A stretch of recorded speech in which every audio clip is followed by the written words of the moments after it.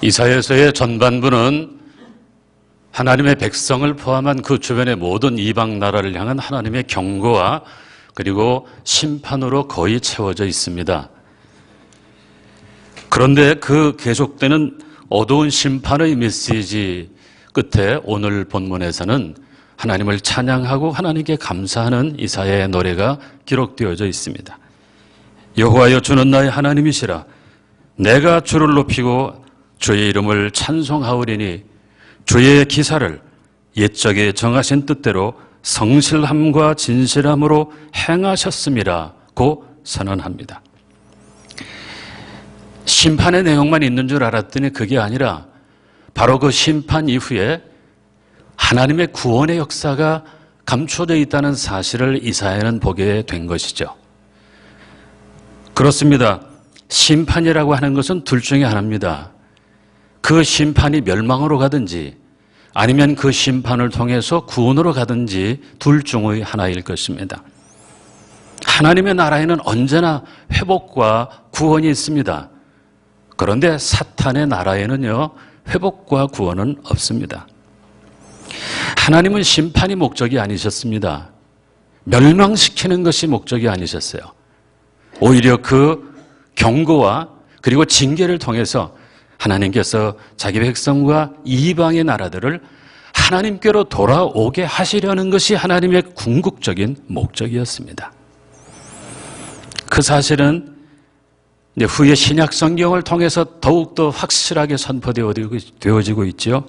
요한복음 3장 17절에서 하나님이 그 아들을 세상에 보내신 것은 세상을 심판하려 하심이 아니요 그로 말미암아 세상이 구원을 받게 하려 하심이라고 선언하십니다.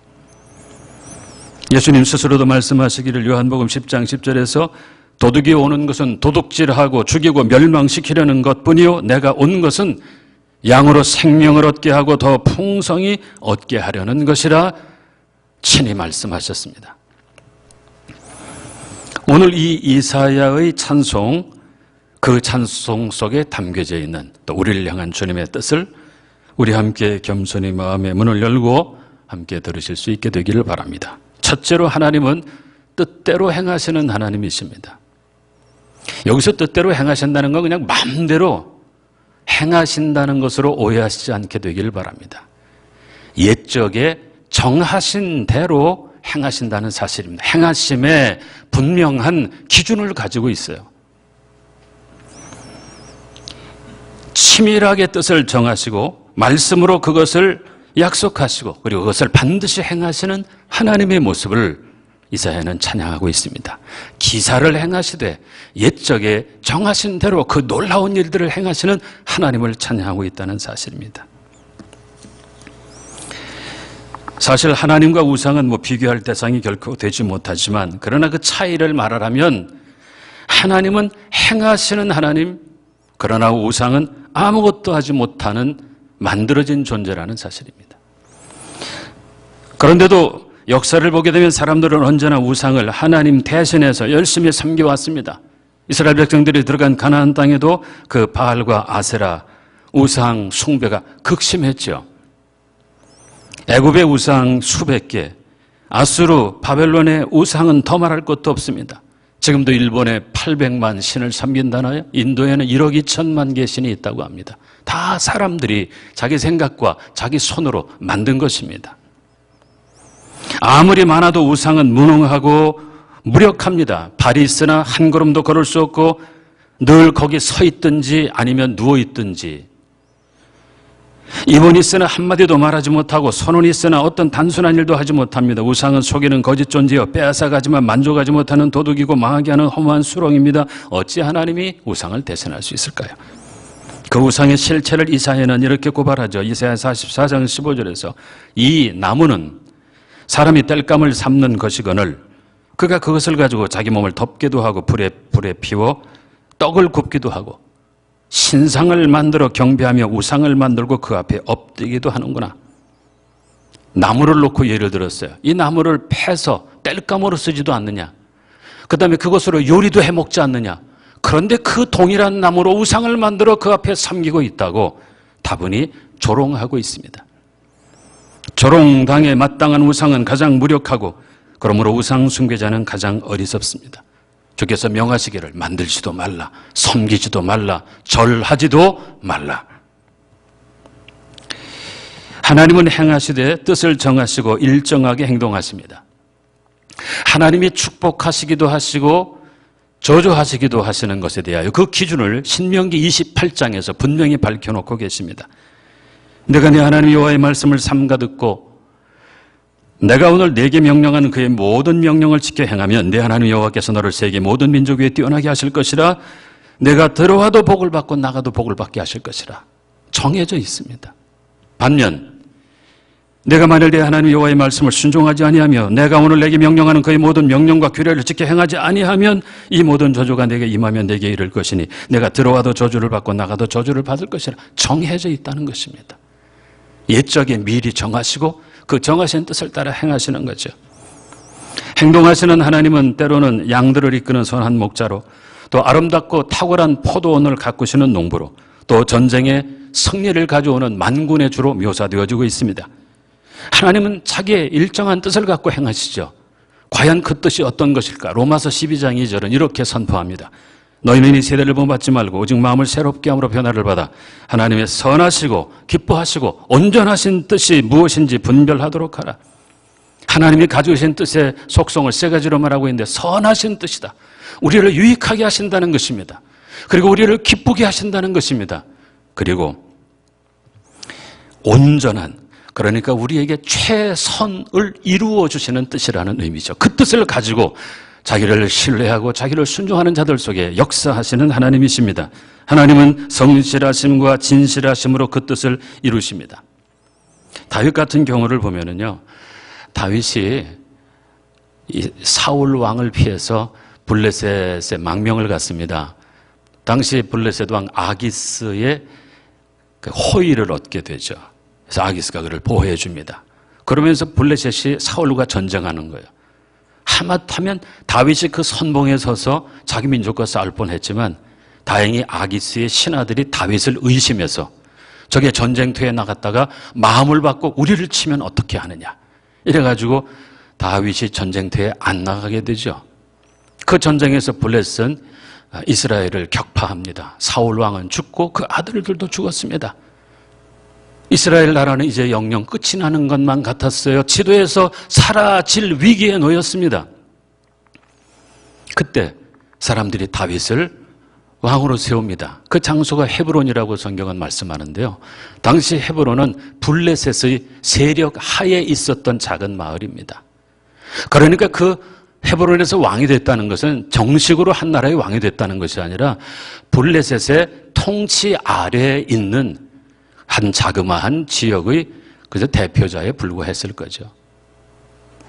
그런데 놀라운 일이 일어납니다. 그로부터 7년 만에 다윗은 예루살렘을 정복하고 그리고 중동을 지배하는 강국을 세우게 돼요. 불과 7년 만에. 블레셋도 이기고 주변의 모압과 암몬과 모든 나라들을 쳐서 굴복시키고 조공을 받으며 7년 만에 강국으로 부상을 합니다. 정말로 역사의 반전이 일어난 거죠. 있을 수 없는 일이 일어났어요. 그것에 대해서 성경은 이렇게 말씀하고 있습니다. 사무엘하 5장 10절이죠. 만군의 하나님 여호와께서 함께 계시니 다윗이 점점 강성하여 가니라. 그게 다윗의 용맹이나 또 그와 함께한 군사들의 힘으로 이루어진 것만은 아니었어요. 하나님이 그들과 함께 하셨어요. 선하시고 기뻐하시고 온전하신 뜻으로 행하시는 하나님이 함께 하사 그 다윗을 점점 강하게 하시고 초라한 지역의 군주였던 다윗이 7년 만에 중동에 강국을 세우도록 하나님께서 역사하신 것입니다. 하나님이 옛적에 그 뜻을 정하시고 일정하게 그 뜻을 따라서 역사하시는데 선하시고 또 기뻐하게 하시며 그리고 온전하신 뜻으로 역사하십니다. 이스라엘의 성지순례 처음 가셔서 성도들이 하시는 말씀 중에 하나는 이스라엘이 젖과 꿀이 흐르는 땅이라고 들었는데 아무리 봐도 안 그렇다는 거예요.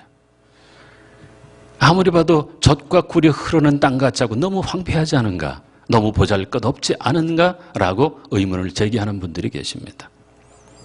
정말로 그렇습니다. 아니 하나님께서 분명히 젖과 꿀이 흐르는 땅이라고 하시고 이스라엘을 인도하신 그 땅에는 아닌 것 같은데 하는 생각이 들지만, 그러나 우리가 조금만 깊이 생각해 보면 하나님의 선하시고 기뻐하시고 온전하신 뜻이 무엇인지를 알게 될 것입니다. 광야에서도 반역을 일으킨 그 고라의 무리가 있었어요.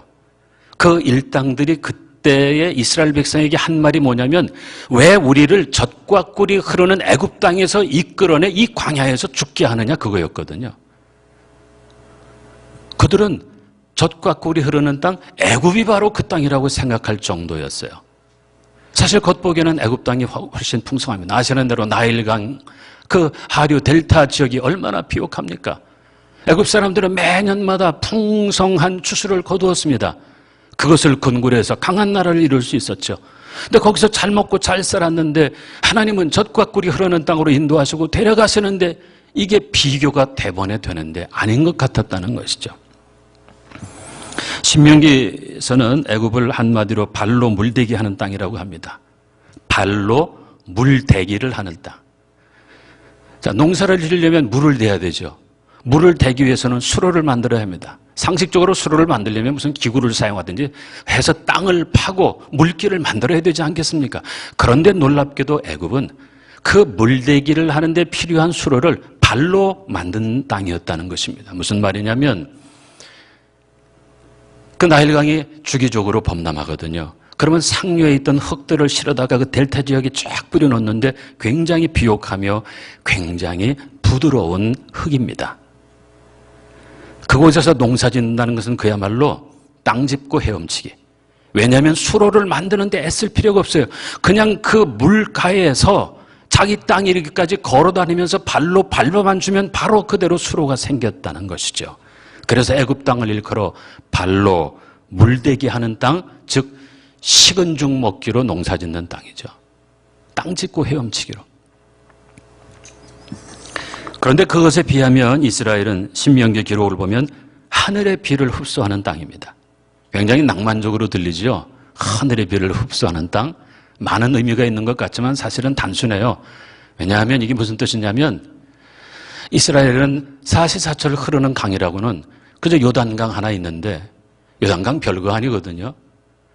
저는 한강처럼 생길 줄 알았어요. 처음 가서 보고 얼마나 실망했는지 몰라요. 그건 강도 아니더라고요, 한강에 비하면. 그저 건너뛰기 좀 많이 할 것 같으면, 이 넓이뛰기 좀 잘하는 사람 같으면요, 그냥 달려서라도 건널 수 있을 만큼 참으로 초라한 강이었어요. 근데 그나마 이게 갈릴리에서 사이로 흐르는데 갈릴리가 해저 마이너스 200m, 해발 마이너스 200m. 그 다음에 사이는 마이너스 400m. 그러니까 모타가 없던 옛날에 그 낮은 데 있는 물을 높은 곳으로 끌어올릴 수가 없어요. 그림의 떡입니다. 강 하나 있다는 게 그 지경이므로, 그러므로 농사를 지을 수가 없어요, 마음 놓고. 이스라엘 땅이 오직 기댈 수 있는 것은 하늘에서 내리는 비를 바랄 수밖에 없었어요. 철저하게 하늘의 그 뜻에 따라야만 했어요. 하늘을 바라고 하늘을 기다릴 수밖에 없었어요. 발로 물대기를 하는 땅 애굽과는 정말 하늘과 땅의 차이였죠. 그래서 어떤 분은 그렇게 얘기하더라고요. 그 가나안 땅이라고 하는 것은 하나님이 목젖을 쥐고 계신 땅이다. 하나님이 목젖을 쥐고 있대요. 하나님이 생사 여탈권을 갖고 계셔서 전적으로 하나님만을 의지하고 의뢰해야만 먹고 살 수 있는 땅이라는 사실이죠. 그러면 생각해 봅시다. 하나님은 왜 사람들이 젖과 꿀이 흐르는 땅이라고 여기는 애굽 땅에서 그 백성을 끄집어내셔서 하늘의 비를 흡수하는 땅, 척박한 땅, 사람 살기 어려운 왜 그 땅으로 인도하시면서 말씀하기를 젖과 꿀이 흐르는 땅이라고 말씀하셨을까? 근데 살아보니까요, 먹고 사는 건 힘든 건 사실이지만, 그러나 그 대신 그만큼 하나님을 의지하고 하나님을 의뢰하지 않고는 살아갈 수 없는 척박한 환경 속에 몸은 힘들었지만 그들의 영혼은 주님을 사모하고 주님을 의지하고 주님을 의뢰하게 되었으니 바로 내면적 의미에서 젖과 꿀이 흐르는 땅으로 하나님은 그 백성을 인도하셨던 것입니다. 하나님의 뜻은 선하시고, 그리고 기쁘게 만드시며 그리고 완전하신 뜻을 가지고 계시고요. 그곳으로 자기 백성을 인도하고 계십니다. 여러분들이 지금 어떤 상황과 어떤 형편 속에 있든지 주님께서 정하신 뜻을 따라 이루시는 것을 믿으시기를 바랍니다. 그 뜻은 여러분들에게 선한 것이며 그리고 여러분들을 기쁘게 만드는 뜻이며 그리고 여러분들을 향한 최선의 완전한 뜻을 가지고 이루어 가시는 줄로 믿습니다. 그래서 이사야 선지자는 찬양하고 감사합니다. 주는 기사를 행하시되 옛적에 정하시고 그리고 성실과 진실함으로 행하시니 나는 주의 이름을 높이며 나는 주님을 찬양합니다 라고 믿음의 개가를 부르고 계시죠. 이 개가가, 이 노래가 여러분들의 것이 되기를 주님의 이름으로 축원합니다. 주께서 하나님은 그늘이 되시는 하나님이시기에 주님의 이름을 높이고 주님을 찬양합니다. 그늘이라는 것이 이 민족마다 느낌이 다른 것 같아요. 뭐 늘 춥게 살고 늘 비 오고 바람 불고 이런 곳에 사는 백성들이 그늘을 좋아할 리 없죠. 그늘을 좋아하는 것은 광야나 사막에 살고 뜨거운 태양 뙤약빛에 늘 힘든 사람들은 그늘을 사모할 것입니다. 우리 대한민국은 어디에 속할까요? 우리는 이랬다 저랬다. 여름에는 그늘이 귀하고 또 그러나 겨울에는 그늘이 아니라 또 태양빛을 사모하고 우리는 그렇게 다양하게 살고 있죠. 오늘 본문에서 하나님은 가난한 자의 요새가 되신다 말씀하십니다.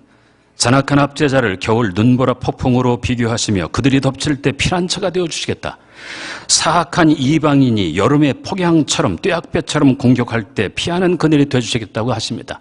이것은 민족이든지 한 개인이든지 살아가면서 가장 힘든 순간을 의미하는 그런 비유입니다.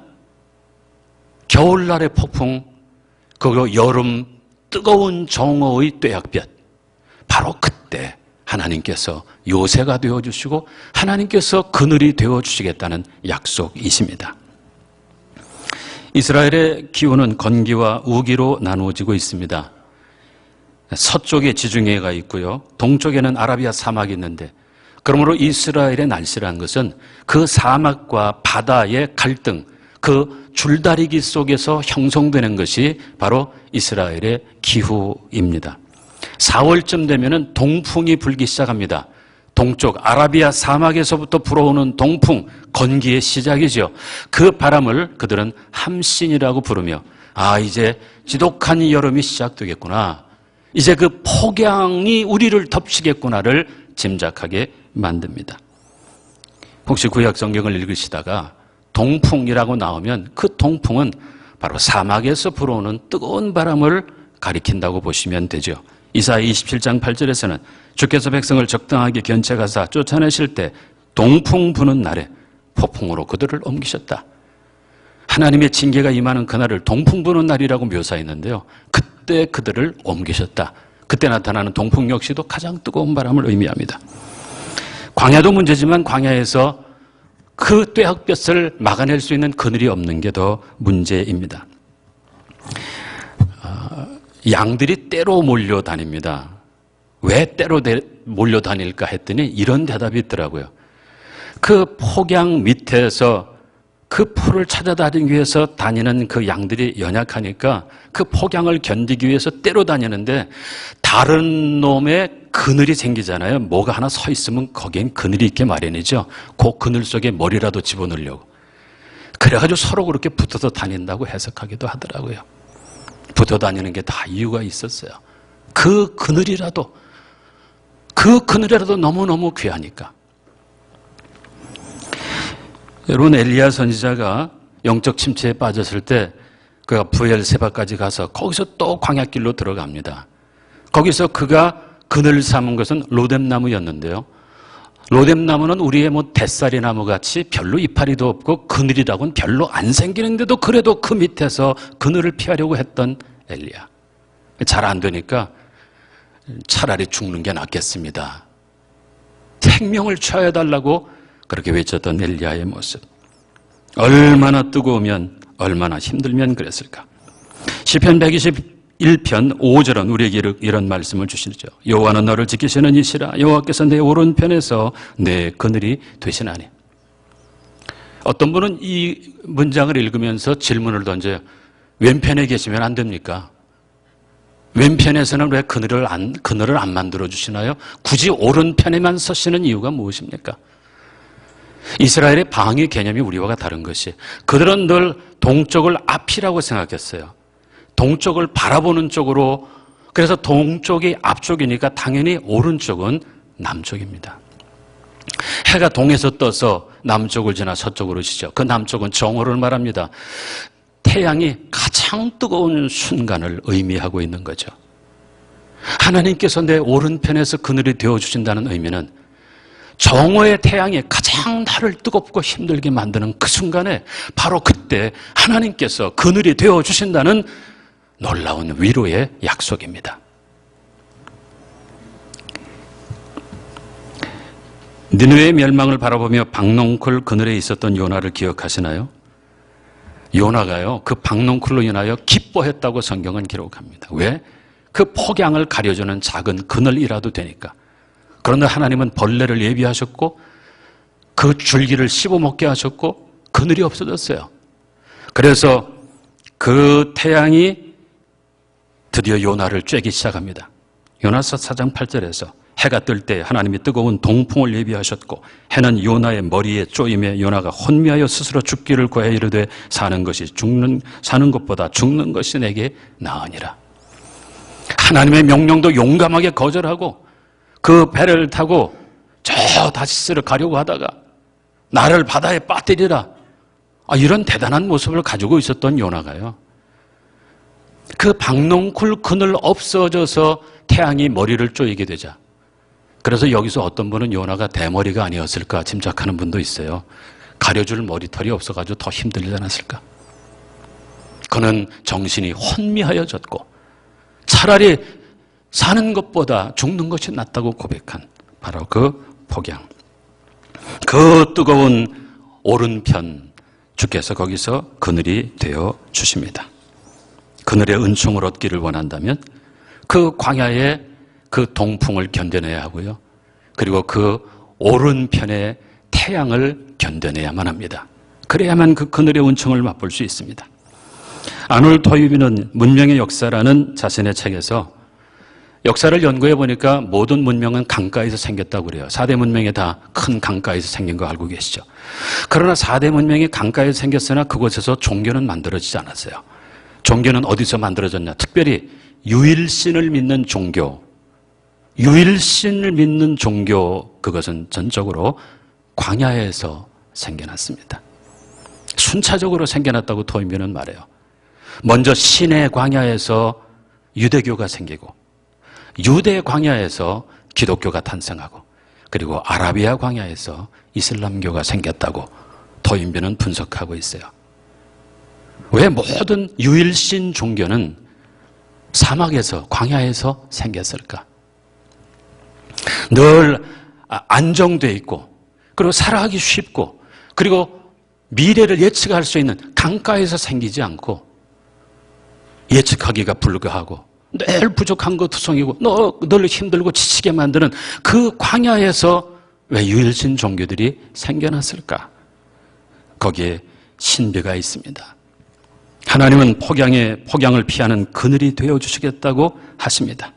자기 백성으로 말미암아 그 광야를 걷게 하시고 그 척박한 땅에 살게 하시면서 하나님께서 그 우편에서 그늘이 되어주시면서 그러면서 그들을 신앙의 민족, 하나님을 경외하는 민족, 하나님의 이름을 높이고 찬양하는 민족으로 세워주십니다.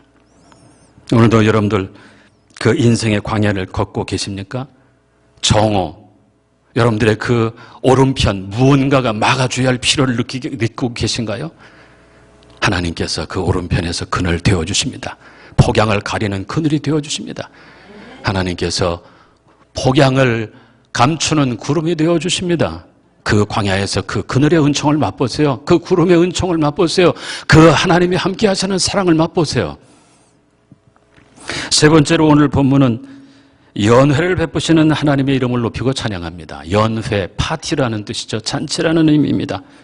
6절은 말합니다. 만군의 여호와께서 이 산에서 만민을 위하여 기름진 것과 오래 저장하였던 포도주로 연회를 베푸시리니, 여기서 이 산이란 하나님이 거하시고 다스리시는 곳입니다. 하나님의 나라요 하나님의 성입니다.